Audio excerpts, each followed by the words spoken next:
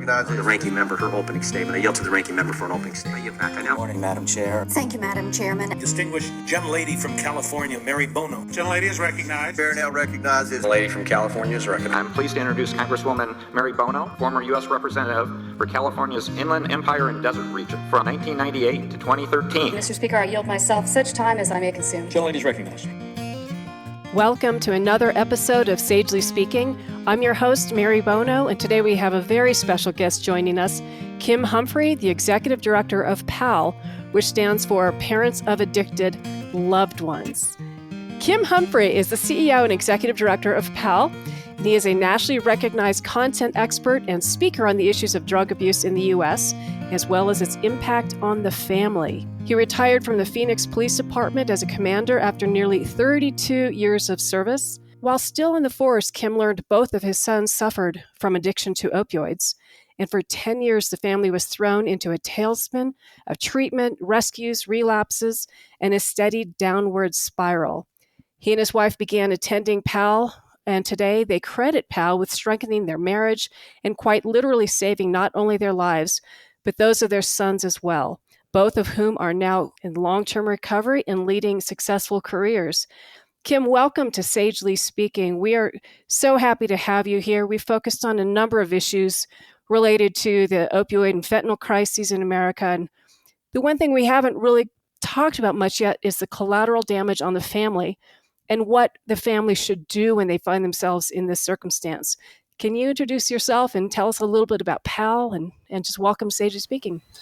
Sure. Thank you so much for having me here. And, when you're introduced as being the executive director from an organization called Parents of Addicted Loved Ones, it sort of gives it away.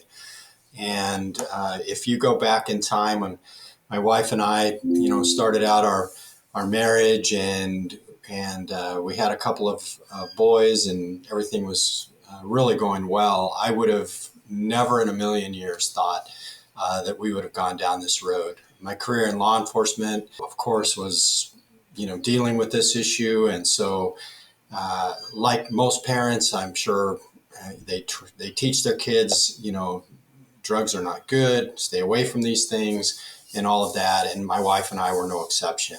And so, needless to say, when we were sitting in our living room one night, just enjoying an evening together, and the phone rang. My wife answered it, and a woman on the other end said that she had met my wife at a school function and that she just needed to talk to her about something very serious, and that her daughter, who was a friend of our son, and her friends were very concerned that our son was going to overdose. Now, my wife's immediate reaction was, you called the wrong house. I mean, this is our 15-year-old that we don't have any problems with. We don't have any issues at school. We don't have any concerns about this at all. And yet we go from nothing to they're concerned he's going to overdose. And that led to us calling him in, asking him what's going on, telling him what we just heard, and then finding out that his immediate reaction probably gave it away, which was, what, you don't trust me? I'm like, well, we're going to need to do a drug test. And of course we went and got a drug test immediately. We had him do that. And the next thing you know, he tests positive for opioids. So again, no problems to suddenly opioids. And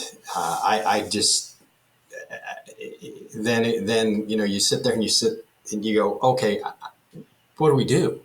Even with my experience and all of that, I'm like, this doesn't make any sense. And no matter what we tried, it didn't work.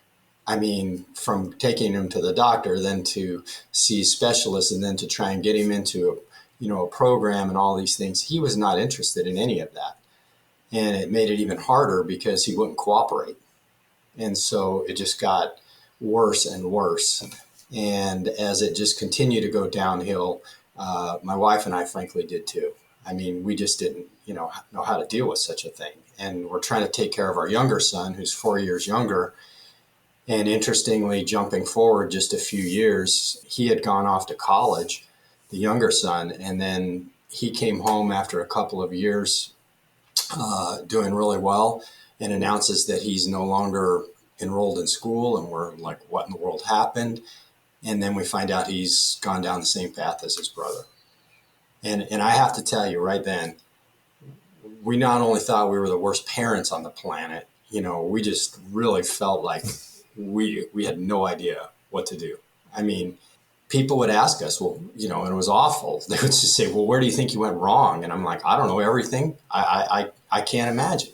And it just didn't make any sense. It was like we were in an unreal world trying to figure out how this happened. How did they do this? But the problem was it didn't matter how it happened because we were in it. And then we had to figure out how in the world we were trying to help them and help ourselves, because then we started to really get depressed, and we started to really feel the weight of this as it continued to get worse. And when I say get worse, I mean to the point of, homelessness, me getting calls from the people at my work saying that they found him my older son in particular, in the bushes, living in a park, and eventually, going from pills to heroin to IV heroin and multiple other drugs. So I just feel so much for those parents out there that are thinking, we've raised our kids well, everything is fine. We don't have to worry about things like that. You say that now, and unfortunately, you might find yourself in this same circumstance. Well, you might not know this, but I've been in that circumstance too. And I've attended a number of PAL meetings facilitated by a couple out of the Palm Springs area. So I've witnessed firsthand how important the work is that you all do. But a couple of things you just said struck me. What do we do? I mean, that's the whole title of this show, pretty much. It should be, what do we do? Because there is no manual. When you're an expectant mother, there are great books, what to expect when you're expecting, but there are books coming out now and a lot more focused on it. But generally speaking, what do we do? Because I believe loving somebody who is struggling with the disease of addiction defies common sense. How to love them, how to be helpful. What might be enabling in addiction in the other disease would be quality treatment, the protocol, and so it's so completely different. And that's why I'm glad PAL has been stood up. And also, this is a little bit personal. The meeting that I have participated in a couple times, also facilitated by a former policeman, and in a weird way, when I found out he was struggling as a parent, what I had struggled with, I found comfort, because if it could happen in a policeman's house, for goodness sakes, then it can happen anywhere. And something else you said you felt like you were the worst parents in the world. I understand that feeling. It was my fault, right? You have these feelings, it was my fault. And it takes a lot of work to struggle through those sorts of feelings. So PAL does a lot to help parents get through that. How do they help a parent get from feeling like you were the worst person on this planet and you made it happen to a place of health and safety, and actually being, helpful to their addicted loved one? Well, it's a really good question, and I'm so thankful that you've found the meeting, and I know those facilitators, and they're fantastic. And so I just go back to the beginning. When my wife and I were years and years into this, we were not doing well, and she tripped across this PAL meeting that was taking place here in the Phoenix area. We showed up, and I really didn't want to go. I mean, I was just at the point of like, I just don't see any reason of going to things like this. But the facilitator would go around the room after we had an educational opportunity to learn about the issue, and then ask us if we wanted to check in and see, if there was anything we wanted to ask questions about or anything like that. And honestly, for 6 weeks, I said nothing. I didn't say anything. And finally, after 6 weeks, he looked at me and he said, "You sure you don't want to say something this week?" And I'm like, "No." And he says, "You look like you want to say something." And I'm like, "No, I really just pass." And he says, Okay, one more time, one more chance. You got something on your mind? Yeah, you're right, I do.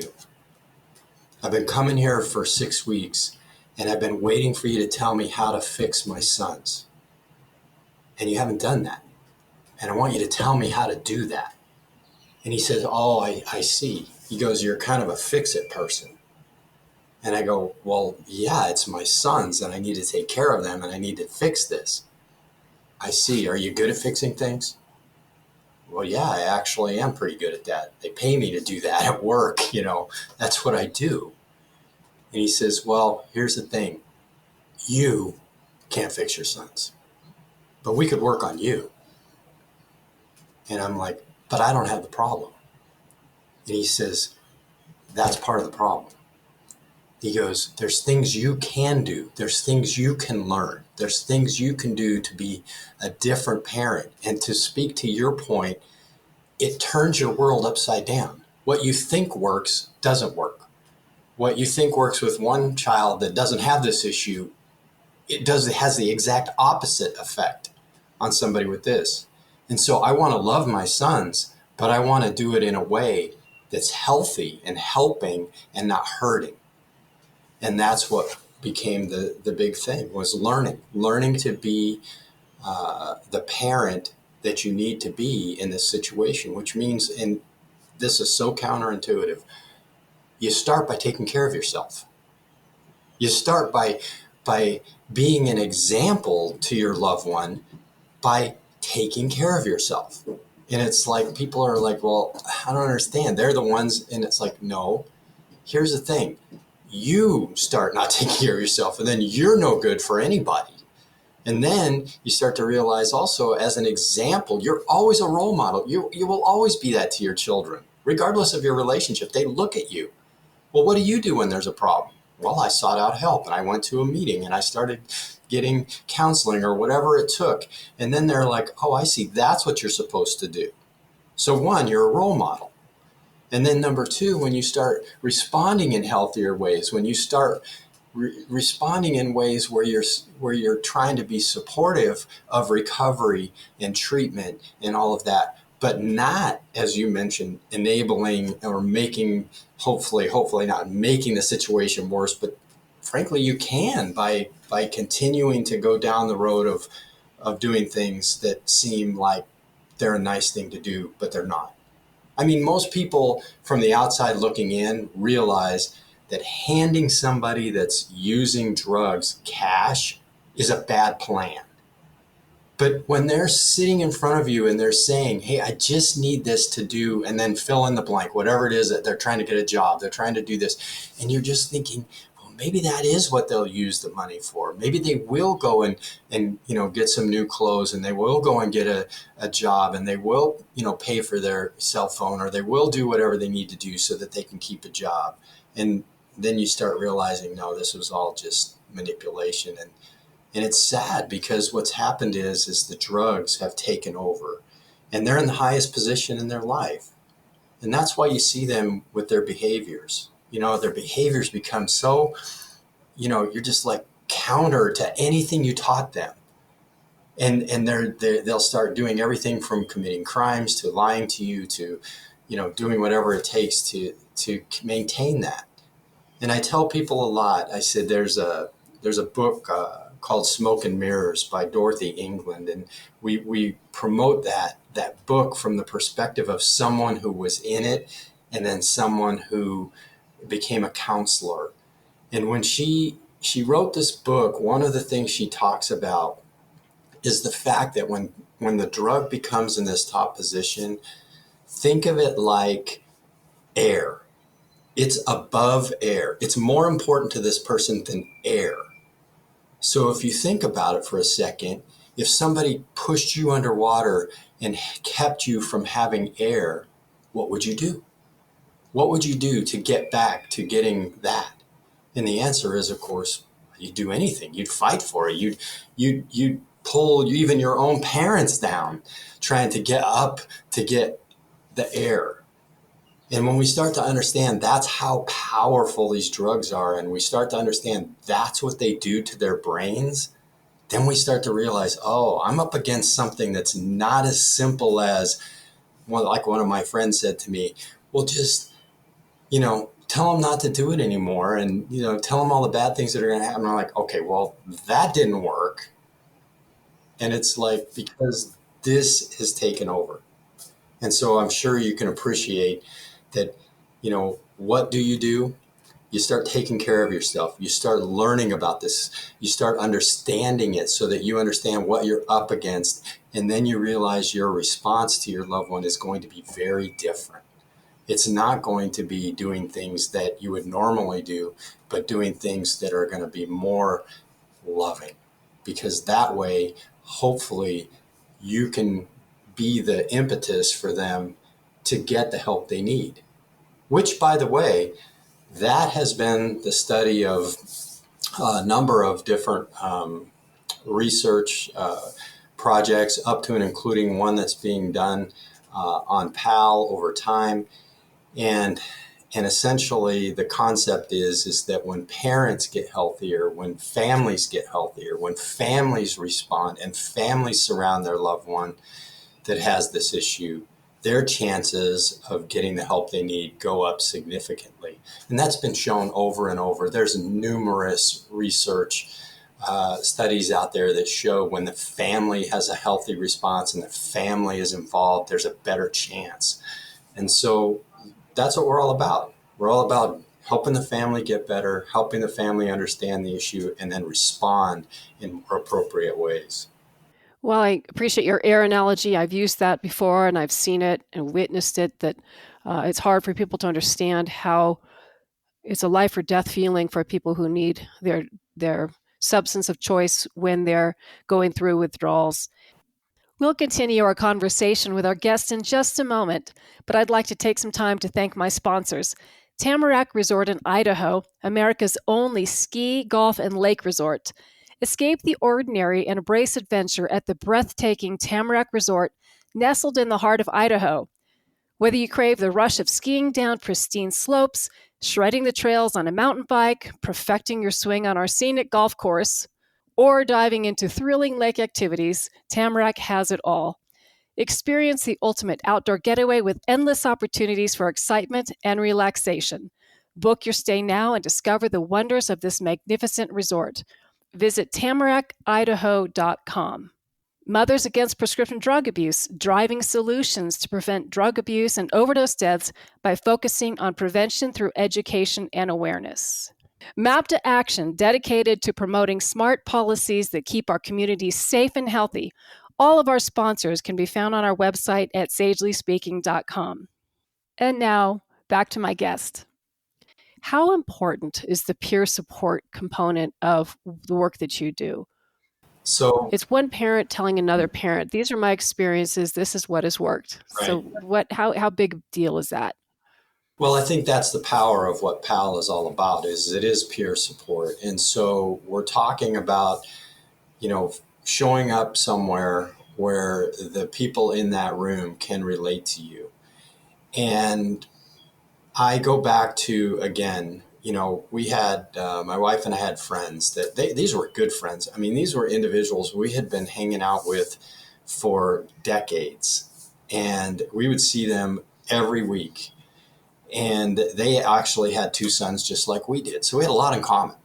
And we were out to dinner after this had all been going on for a while. And frankly, I could tell it was wearing on them, And as we were at dinner and we were talking about it, and he got up to go to the restroom for a second, and she was talking to us, and she was the one that was really frustrated, I could tell. And because we were talking about it, what else are we going to talk about? And she says, I don't understand. My husband, he'd have never let this happen in our house. He'd have just, done what it takes to make sure they didn't keep doing this. And I'm thinking, well, that's all it takes? I just have to go, no, you can't do this anymore, yell it out of them or whatever. I'm like, well, that doesn't work. But you know what? They didn't want to. It's a little judgy too, isn't it, Kim? Well, it was a lot. It's a little judgy of them, right? A lot. These are our good friends. And then they didn't want to go out to dinner. Then they didn't want to hang out with us. And then we started realizing that, when people don't understand this and they associate this stigma and with the fact that it's like, it's a bad moral thing. And I'm like, trust me, my boys knew right from wrong. Drugs got in control. And when drugs got in control, brain gets changed. Bad behaviors start to happen. But that's why when we showed up at that meeting, it was the first time that we felt like we were not alone. It was the first time where we were around people that said, I get it. And people that could sit there and shake their head yes while we're talking and saying, I understand that, I've been there. And honestly, I think that is the power of the peer support, is that you have individuals that can understand this. And I have numerous stories where I've now shared my story and I've talked to people, and in the process of talking to somebody that doesn't have this issue, that doesn't deal with this, many times they really look at you cross-eyed, like, I have no idea what you're talking about. That'll never happen to me. That'll never happen to my kids. And I'm like, I hope that's true. But if it does, maybe you'll remember this conversation. Right. It seems acceptance is such a huge, important part of this journey and I know a lot of what I say sort of is going to intertwine with AA and the steps and the serenity prayer, which the serenity prayer is just great regardless. In anybody's life, it's a great thing. But acceptance and understanding the disease is so critically important. But what I see in people who are going through this, first of all, I see families who have the paradigm, and that paradigm is going to exist forever because they're still in the cycle of enabling, of shaming. I was hoping that there's a jumping off point for somebody at some point in time where the family can break free. And I think attending a PAL meeting is a good way to do that. But I see a lot of people struggle for years and years and years with the concept of boundaries and how difficult it is to draw boundaries. I'm assuming you talk a lot about that in these meetings and hand out some helpful tools to participants. Is that our boundaries as big an issue as I feel they are? Or am I just self-projecting my own life into this conversation? Boundaries are hard for me. Let me just cut to the chase. Boundaries are hard. Well, I remember the founder of PAL, he made this comment one time, and I thought it was one of those ones where I just shook my head. And his comment was, boundaries are the answer to all of your problems. And I was like, okay, teachers taught me about that all and never thing. And, that seems a pretty strong, and he repeated it, all. And I want you to think about that, because a boundary is simply what's okay and what's not okay. And when you start realizing that there are things that affect you in such a negative way. And I think a good example was at our PAL meeting not too long ago. Within the last 3 months, we had an individual who my wife had spoken to because they had called about the meeting, and she had spoken to them on the phone, knew a little bit about their story, and had encouraged them to come to the meeting. Hadn't seen him. But then one day he shows up. He's not with his wife.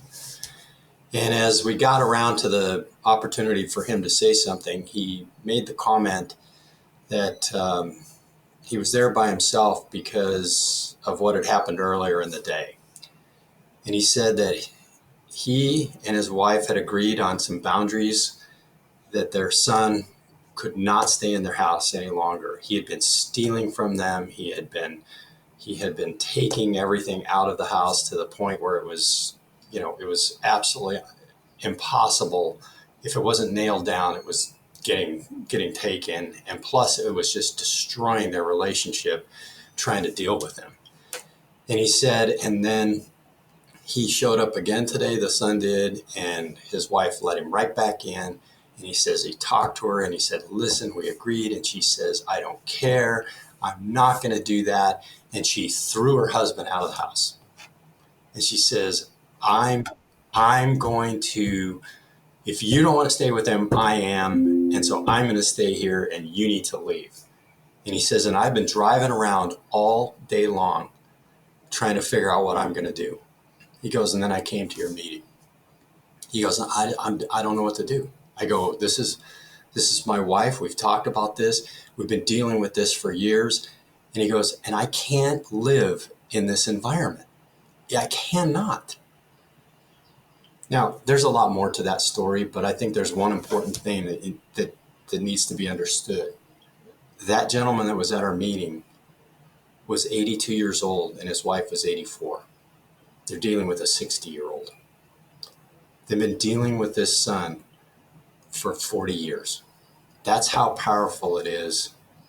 That's how important boundaries are. He's about to lose a marriage after decades and decades, and they're in their 80s and they're still dealing with this.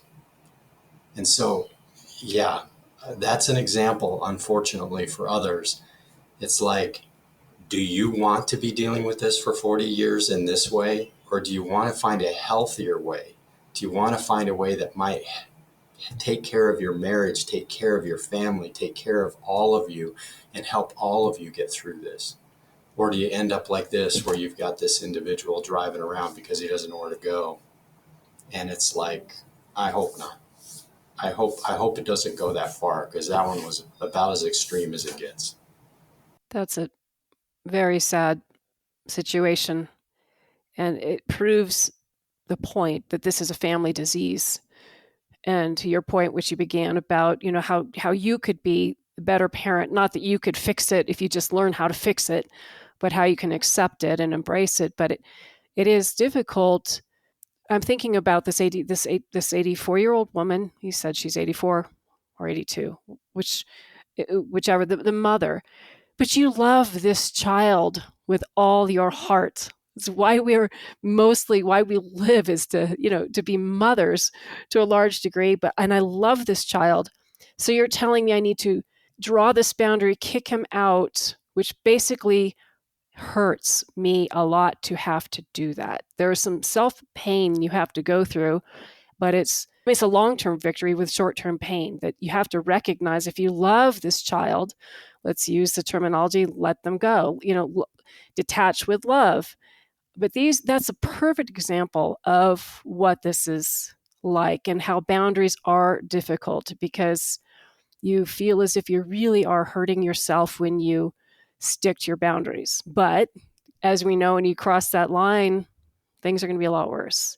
And again, the peer portion of what PAL does to help people walk through and explain, you can love your child, you can love them and still love them from afar, and then it'll get to a place of recovery in time. Hopefully, that is the journey we all want for everybody, right? Is to get them to be sober and in recovery and healthy and united with their families.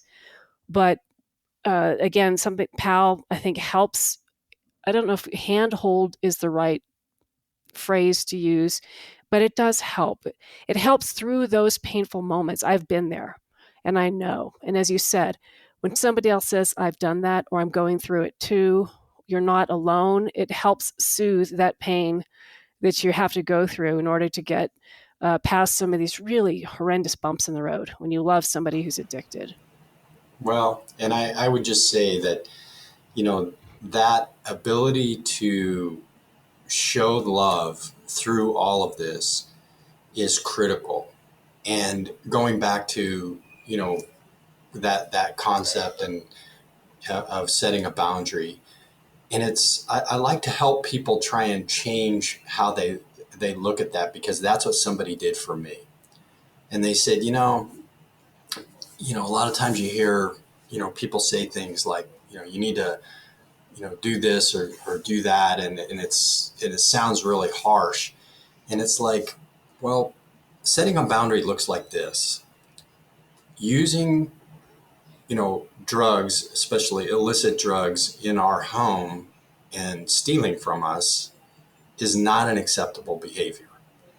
And so the fact is you can, in a loving way, you can say, listen, you're welcome to live here and stay here as long as, and then set some criteria that, any normal person would expect in their home. Like, nobody's stealing from me and nobody's doing, illicit drugs and causing all these other problems.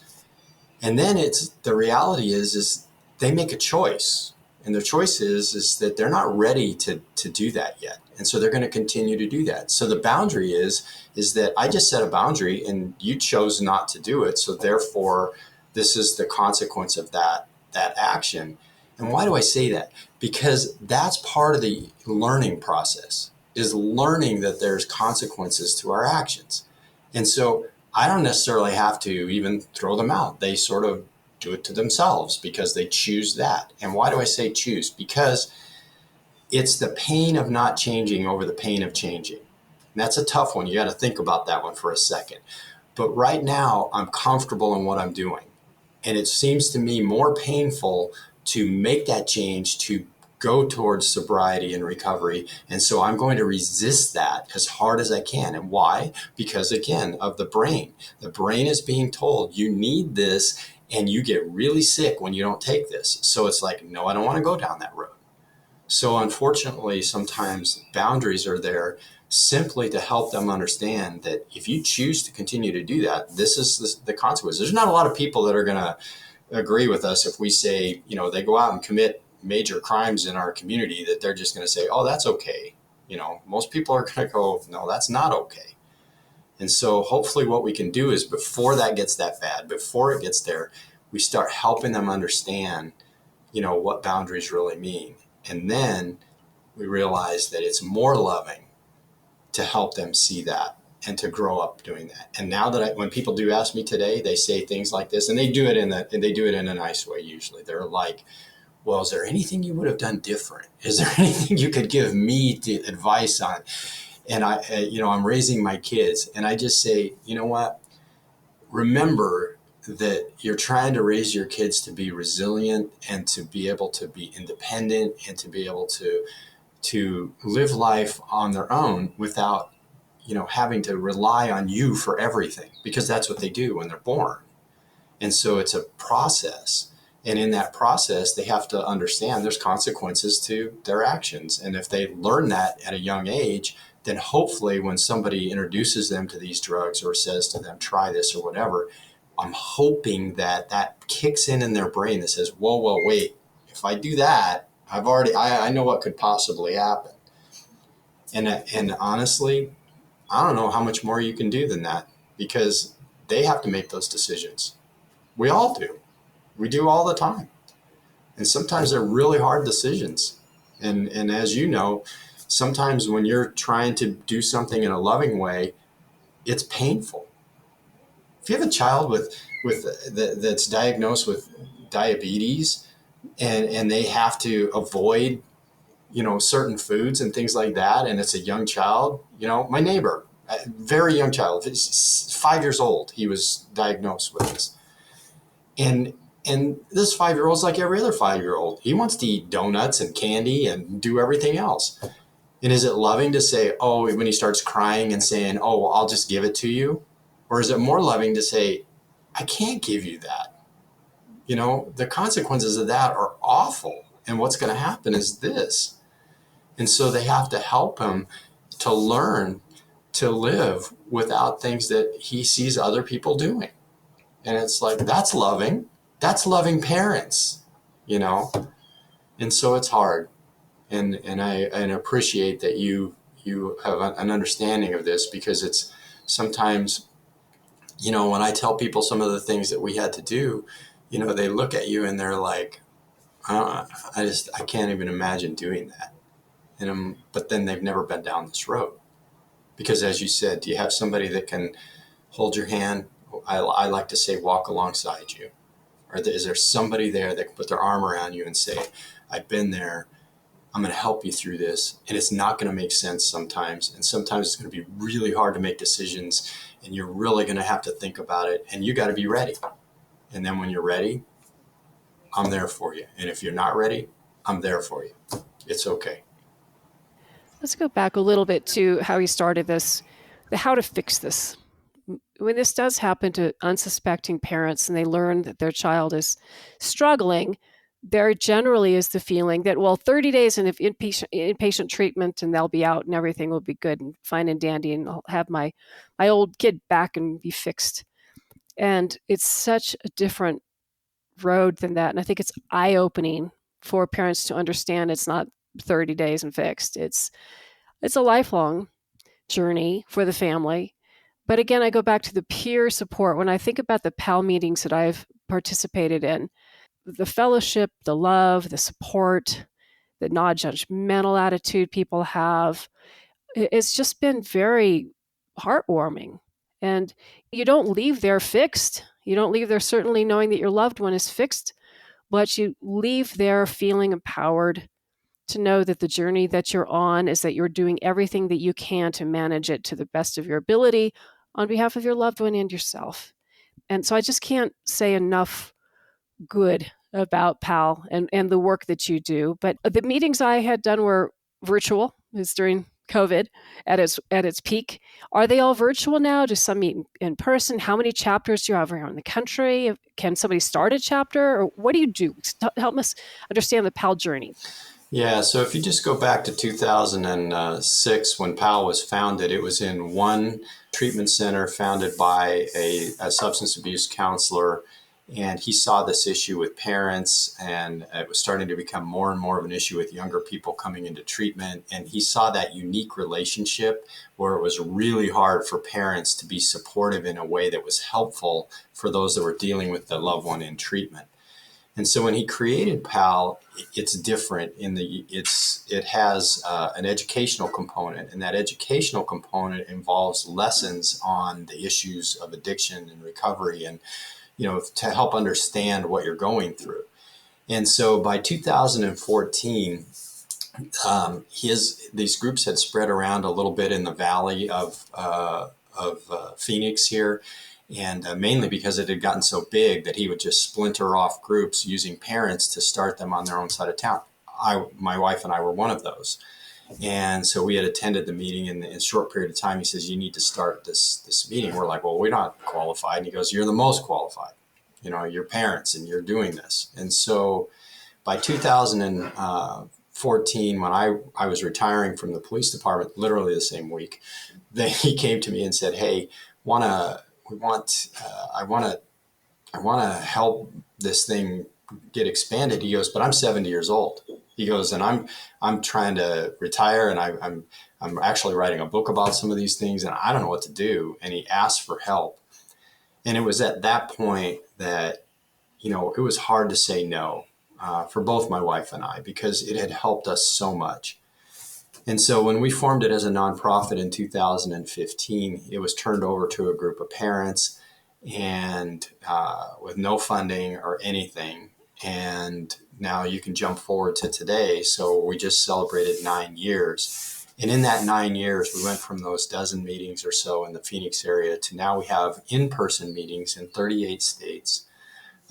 We have virtual meetings where we have people from all states attend. And now we even have people registered from 9 foreign countries that are attending the meetings. So the majority of our meetings are in person. Certainly an in-person meeting has the effectiveness of being with the people and local people and people you can look them in the eye and you can literally walk alongside of them versus the virtual. However, we live in a virtual world. And so a lot of people, it's just too difficult, or for whatever circumstance, they can't make it. So that's why we offer both. And so we have meetings almost every night of the week that are held virtually. And they can, the way we've designed them again, with technology, the way it is if there's a certain number of people that get on the meeting, we have more than one facilitator, and they just hit a button and it puts them into multiple groups so that they're not too big, and we can handle as many people as come on the meeting. So to answer your question, there's meetings available either virtually. We'd love to get meetings started. And if you want one in your community, you can email us at info at palgroup.org, info@palgroup.org. That's how we get started with that. But you can also just go to the website at palgroup.org, and you can click on the Find a Meeting, and there's also a section on there to sign up for the virtual meetings. You don't sign up for the in-person meetings, but the virtual ones you do, because we have to send you the information to get onto the meeting and all of that. So, how much does it cost to attend a meeting? So everything we offer is free. of course, as a nonprofit, it's not free to put together and to put on. So obviously, we're always looking for those that want to support our nonprofit. But we don't charge for anything. We don't charge. We train all of our facilitators. They get about 6 or 7 hours of video-based training. It's all online. That's all free. We send them all their supplies, including signage, everything. That's all free. We advertise it on the, obviously on the website, and then we even do other ways through social media and other things. So we try to provide everything so that there's no barriers to people either attending the meeting or starting a meeting. And, we're just looking for those individuals that are willing to step up, because they have to be a peer. They have to be somebody going through this. And so it's different. It's not your typical volunteer. I mean, your typical volunteer is you and I, or let's go down to the food bank and pack boxes. And it's like, sure, anybody can go do that. And it's a nice thing to do, and it's helpful and all of that. But in our case, it's like, no, you have to have a child that's going through this issue. Well, that means you're going through this issue. So it's hard for you even to say, oh, I'm willing to step up and do that. So you can imagine it's not as easy for us just to say, oh, we need, volunteers. It's like, well, we need volunteers that are peers. And so, yeah, it's been an interesting 9 years of a roller coaster of growth. But like I say, it's just, it's indicative of the need. I mean, that's really what the real issue is. Well, Kim, I could talk to you for a lot longer. I just can't say enough. I personally would encourage anybody who's listening, who's struggling the way we've talked about, to visit palgroup.org and to learn a little bit more. There are great resources on there. A meeting, I can't speak highly enough about them. So I'm glad you came on. Thank you so much. And I hope that we can continue to talk together and see how we can work together and support each other's missions. But I want to thank all of my listeners for tuning into Sagely Speaking. Thank you very much. I appreciate it. I hope you enjoyed this episode with Kim Humphrey and have taken something valuable. If not for yourself, maybe somebody that you know who is struggling. I know what it's like to feel like I'm a walking wounded person because somebody I love is hurting and struggling with the disease of addiction. And I know that having peer support is an important part of the process. So if you can please consider following our show, Sagely Speaking, and subscribing or sharing your thoughts, you can do it at hello@sagelyspeaking.com. Please follow us on Instagram, X, Facebook, LinkedIn at Sagely Speaking. And until next time, thank you again for listening and take care.